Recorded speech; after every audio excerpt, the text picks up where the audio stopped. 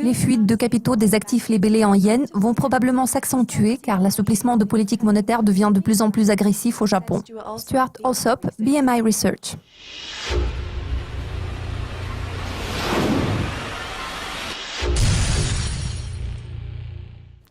Bien que la Banque du Japon ait laissé inchangés ses taux directeurs, elle s'est permis d'assouplir le délai fixé pour atteindre la cible d'inflation, ce qui devrait réduire la pression exercée sur la Banque centrale.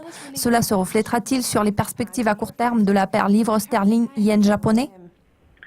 Je crois que la décision de loin la plus importante de la Banque du Japon a été de permettre à l'inflation de dépasser la barre des 2%.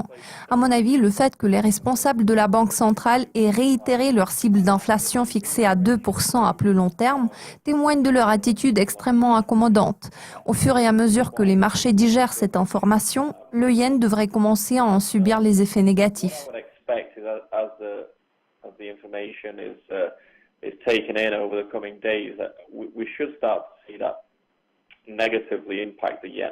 L'activité économique a ralenti au Royaume-Uni depuis le vote en faveur du Brexit. La Banque du Japon est soucieuse de contrôler sa courbe de rendement, la cible étant fixée à 0%. Vos prévisions sur 3 mois se situent toujours à 1,33. Est-ce dû aux facteurs susmentionnés ? Sans aucun doute, le vote en faveur du retrait de la Grande-Bretagne de l'UE a été d'une importance majeure pour la livre britannique. Il est évident que les incertitudes persistent et pèsent sur l'activité économique. Pourtant, chez BMI Research, nous sommes persuadés que l'économie britannique sera en mesure de tenir le coup et de survivre en dehors de l'Union européenne, bien que le processus de sortie s'annonce long et ardu. Cela laisse envisager une intensification des incertitudes dans les 12 à 18 prochains mois. Malgré cela, nous sommes susceptibles de voir un accroissement des positions spéculatives. Si nous analysons les positions spéculatives nettes sur la livre sterling, nous verrons que la pression vendeuse a atteint son maximum historique. Nombreux sont ceux qui pensent à présent que la croissance de l'économie britannique va fortement ralentir. Pourtant, à ce stade, il est difficile de juger de la pertinence de ces prévisions. Nous ne sommes pas sûrs que ces pronostics pessimistes soient corrects. C'est pour cette raison que nous avons adopté une position constructive par rapport à la livre et donc par rapport à la paire livre-yen. Enfin, les participants au marché envisagent davantage de mesures de relance au cours de la partie restante de cette année et tout au long de l'année prochaine. En parlant du long terme, quelles sont vos prévisions financières pour 2017 ?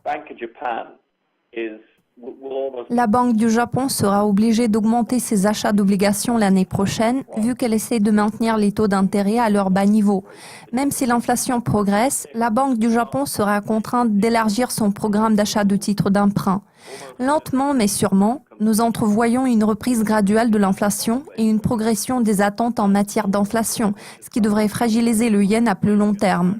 Bien sûr, les flux de capitaux vers le yen en tant que valeur refuge ont été très importants ces dernières années. Ces afflux de capitaux étrangers n'ont eu de cesse de soutenir la monnaie japonaise.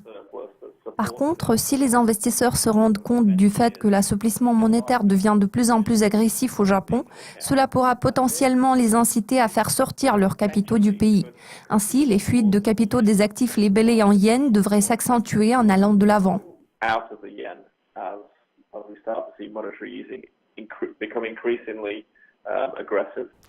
Cela conclut les prévisions financières sur la paire livre-yen. Restez avec nous car l'équipe de Dukascopy TV vous tiendra au courant de tout ce qui se passe sur les marchés financiers. À la prochaine.